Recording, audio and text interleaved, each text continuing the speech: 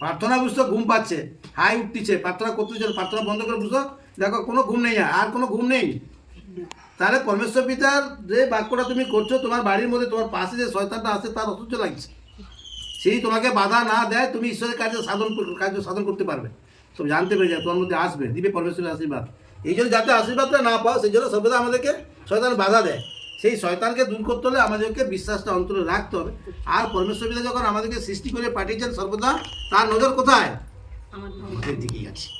তার সন্তান কে কোথায় কী করছে, কী অসুস্থ হয়ে পড়ছে, কী করছে না করছে, ও সর্বদাই অন্তরে আছে। শুধু একবার মন থেকে বিশ্বাস করে ডাকতে হবে। তোমার দুয়ারে সেই পরমেশ্বর পিতা দাঁড়িয়ে আছে, পিতা দাঁড়িয়ে আছে, সেই দুয়ার থেকে তাকে ভেতর আনার কাজ তোমার। তাকে প্রেম করে ডাকো একবার, প্রেম করে ডাকো একবার। কিন্তু আমরা কী করছি না, ওই ধূপ জ্বালছি, ওষুধ করছি, এটা করছি, হত্যা করছি। তো পরমেশ্বর পিতা দাঁড়িয়ে থেকে তোমাকে বলে আমার দিকে যখন করছে না, তো আমাকে শুধু একবার মুখ থেকে ডাকু, বিশ্বাস করে একবার।